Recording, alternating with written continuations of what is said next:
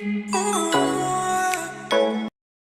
Guys, तो यहाँ पे ड्रामा की शुरुआत होते ही यहाँ पे दो बच्चों को दिखाया जाता है, जिसमें से एक हमारी फीमेल लीड होती है और एक हमारा मेल लीड होता है। फीमेल लीड का नाम यहाँ पर समदल री होता है और यहाँ पे मेल लीड का नाम योंगपिल होता है। तो यहाँ पे ये रिपोर्टर जो होता है इन दोनों बच्चों से पूछता है कि आप दोनों बड़े होकर जीवन में क्या करना चाहते हैं। तो यहाँ पे समदल री बहुत ही ज़्यादा इंटेलिजेंटली जवाब देती है कि वो बड़े होकर इस छोटे से तालाब से निकल के बहुत ही बड़ा कुछ बनना चाहती है,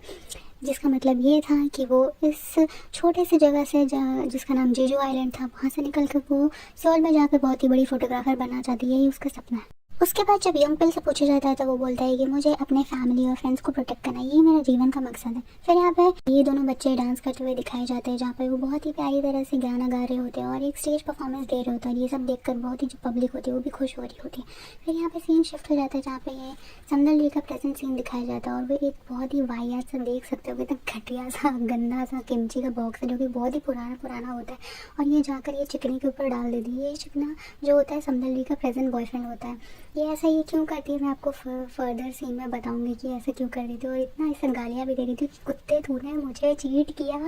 हाँ, तो यहाँ पे पता चलता है कि इसने ऐसा क्यों किया, क्योंकि इसका जो बॉयफ्रेंड होता है वो एक लड़की के साथ जाकर उसको चीट कर रहा होता है, उसके साथ चुम्मा चप्पी झप्पी कर रहा होता है। और ये करते हुए समदल री देख लेती है उसे और इसे देख कर उसे बाहर निकल के इतनी गंदी गंदी गालियाँ दे रही थी, कुत्ते तूने मुझे चीट किया, तू अकेला मरेगा, तू सड़ेगा। उसके बाद जब इसका रोना धोना ओवर हो जाता है तो बेचारी बाहर निकलती है और वैसे ही उसकी बहन का फ़ोन आ जाता है और उसकी बहन का नाम होता है जिंदल। जो उसे कॉल करके बोल रही थी कि बहन, मैंने यहाँ पे इतनी सड़ी हुई गंदी सी किमची रखा होता है, कहीं तूने इसे पी पा के खा तो नहीं ना लिया,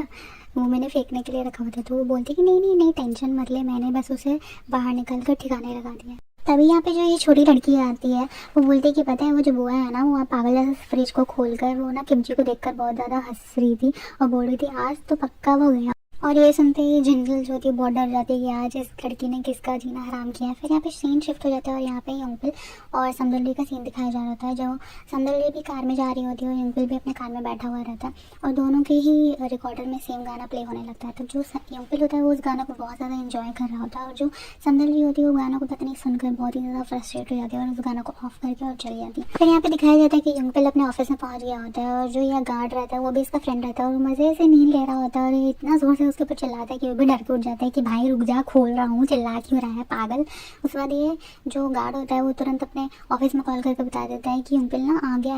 और यहाँ पे ना अंदर में एक मीटिंग चल रही होती है वेदर फोरकास्टिंग के लिए, जहाँ पे ना सब जल्दी जल्दी ना योंगपिल के आने का नाम सुनते ही जल्दी जल्दी डोर क्लोज करने लगते हैं, क्योंकि योंगपिल ना बहुत ही ज़्यादा अटेंटिव था अपने काम को लेकर और ये वेदर फोरकास्टिंग उसका जो जॉब था वो बहुत ही उसका सपना था और ये देख कर ना मीन्स वो पागल जैसा रिएक्ट करने लगता था। तो यहाँ पे एक डिस्कशन होने वाली होती है कि जो यहाँ पे वेदर फोरकास्टिंग टीम है वो बाहर के लोगों को साइन अप किया जा रहा था कि वो यहाँ पे वेदर फोरकास्टिंग करेंगे। यहाँ पे योंगपिल लड़ने लगता है कि नहीं नहीं नहीं, मुझे ज़्यादा पता है, मैं यहाँ पे इतने सालों से रह रहा हूँ, तुम लोगों को कुछ नहीं पता है, मुझे आने दो, मुझे आगे आने दो, तुम लोग सारा काम बिगाड़ दोगे। तभी जो यहाँ पे इसका बॉस होता है वो बोलता है कि चल बच्चे, तुझे कुछ नहीं आता, मैं तुझे बताऊँगा। फिर यहाँ पे सीन शिफ्ट होती है, यहाँ पे हमारी समदल री को दिखाया जाता है कि जो कि बहुत ही फेमस फोटोग्राफर रहती है और इतनी ज़्यादा सुंदर लग रही होती है बड़े होकर और यहाँ पे इतनी ज़्यादा फेमस होती है, इतने ज़्यादा उसके फॉलोवर्स होते हैं। वो बोलते हैं कि यार ये इतनी टैलेंटेड कैसे, हर काम में इतनी परफेक्ट है यार। उसके बाद जब यहाँ पे अंदर घुसती है तो यहाँ पे जो इसके मॉडल्स लोग होती है वो मेकअप करा रही होती है। तभी यहाँ पे वो हैंकी को देखती है और बोलती है कि हैंकी यहाँ पे क्यों रखा हुआ है। तो ये इसकी असिस्टेंट होती है, वो बोलती है कि मुझे लगा कि ये हैंकी उसके गले में अच्छा लगेगा। तो ये उसको जो समदल री होती है वो समझाती है कि देखो मैंने तुम्हें स्ट्रिक्टली मना किया था कि ये मॉडल का गला मुझे बहुत पसंद है और इसकी जब मैं फ़ोटोशूट करूँगी तो उसका गला बहुत ही प्यारा लगेगा, तो मैंने तुम्हें ये सब चीज़ रखने को मना किया था। बट यहाँ पे ये जो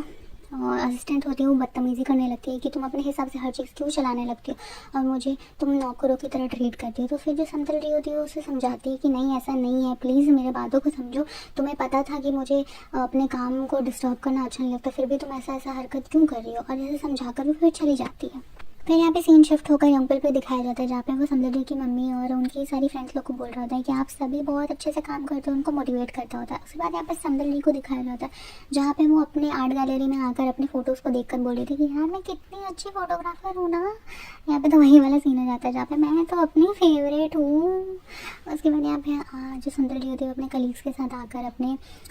इस अचीवमेंट को सेलिब्रेट करी होती है, क्योंकि समदल री एक फैशन वीक में सेलेक्ट हो जाती है, जहाँ पर वो पेरिस जा रही होती है और उसके जो भी क्लाइंट्स हैं जो कि बड़े बड़े सेलिब्रिटीज़ हैं वहाँ पे आकर उससे फ़ोटोशूट कराएंगे। तब ये चीज़ देखकर जो उसकी जो असिस्टेंट होती है वो बहुत ज़्यादा गुस्सा हो जाती है कि इस लड़की को दिखा कि इसके बॉयफ्रेंड ने इसको चीट किया, तभी भी इतना ज़्यादा खुश कैसे है। तब वो जब निकलती है बाहर तो ये जो असिस्टेंट होती है इतनी कलमोही सी होती है, वो जाकर बाहर इसको इरिटेट करने के लिए इसके फ़ोन में रेटिंग वाला वीडियो था वो जाकर उसे भेज देती है। जब समदल जी उसे क्लिप को देखती है तो वो समझ जाती है कि वो लड़की और कोई नहीं यही थी जो उसके बॉयफ्रेंड के साथ मिलकर उस दिन चुम्मा चाटी कर रही थी। एंड उसे बहुत ही ज़्यादा बेट्रेयल फील होता है कि यार मैंने इसका क्या बिगाड़ा था जो इसने मेरे साथ ऐसा किया। फिर समदल जी और वो लड़की एक साथ जाते हैं बात करने के लिए, तभी यहाँ पे उन दोनों के बीच में झगड़ा होने लगता है। तो समदल जी बोलती है कि मैंने तुझे तो अपना समझा था, तूने मेरे साथ इतना बड़ा धोखा क्यों किया। तो वो लड़का चिढ़कर बोलती है कि तूने मुझे कभी अपना नहीं समझा था, तू हमेशा मुझे नीचा दिखाने रहती थी।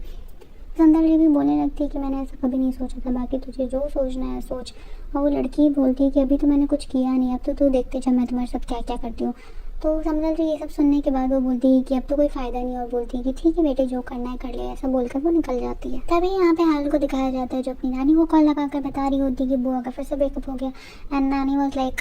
उफ इसका कुछ नहीं हो सकता। फिर यहाँ पे समदल जी को दिखाया जाता है जो बाहर में बैठ कर पूरी टुन्न हो जाती है और पागल पागल जैसी हरकतें कर रही होती है। फिर जब वो अपने घर आ जाती है तो कभी फ्रिज खोल रही होती है, फिर भी बंद कर रही होती है। वो पागल जैसी हरकतें कर रही होती है जिसको देखकर उसकी बहन बोल रही थी कि बहन बस कर जा, हमें क्यों पागल बना रही है तू। और आप देख सकते हो कैसे कैसी हरकतें करी, जो कि काफ़ी फ़नी सीन होता है। उसके बाद जब ये सब सोने चल जाती है, फिर सोकर जब ये उठती है तो एक ही न्यूज़ में हर जगह ये दिखा रहा होता है कि समदल की वजह से उसकी जो असिस्टेंट होती है वो सुसाइड कमिट करने गई होती है। तो यहाँ पे वो सब शॉक हो जाते हैं देखकर कि यार मैंने तो ऐसा कुछ किया ही नहीं और ये फेक न्यूज़ तो सर्कुलेट हो रहा है। जिसकी वजह से जब समदल अपने ऑफिस जाती है तो वहाँ पे देखती है कि सारे रिपोर्टर्स इनके घर के सामने और ऑफिस के सामने बाहर भीड़ लगा कर खड़े होते हैं। और ये आर्ट गाले वाली जब पहुँचती है तो ये देखती है कि इसके सारे जो फ़ोटोशूट्स होते हैं वो भी उतार रहे होते हैं। उसके बाद इनको लगातार फ़ोन आती रहती है कि जो तुमने हमारे साथ फ़ोटोशूट किया है वो हम सभी कैंसिल कर रहे हैं। उसके बाद जब ये अपना फ़ोन खोल कर देखती है तो वहाँ पर भी इसे दिखाई देता है कि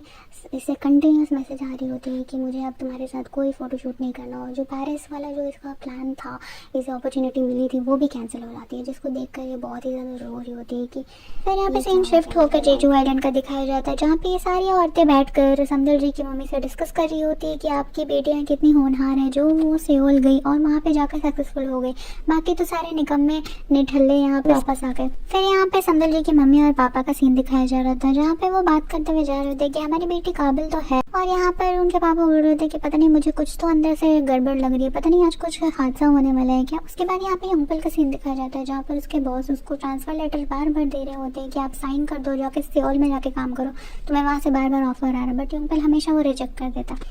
उसके बाद जब समदल जी के मम्मी पापा घर पहुंचते हैं तो वो क्या देखते हैं कि हमारे यहाँ पे तीनों त्रिमूर्तियाँ अपने बच्चों के साथ यहाँ पर पहुंची हुई है और इस स्टाइल में हाय बोलती है कि उनके दिल की जो धड़कनें होती है वो बाहर निकल जाती है कि भाई मैंने किस मुंह से बोला, और दे वो लाइक मेरे मुंह से निकल गई भैया मुझे माफ़ करो। और उनके एक्सप्रेशन आप देखो गाइस एक बार, कितना फ़नी सीन है ना ये। फिर वो सारे ऑकवर्डली उनको हाय बाय कर रहे होते हैं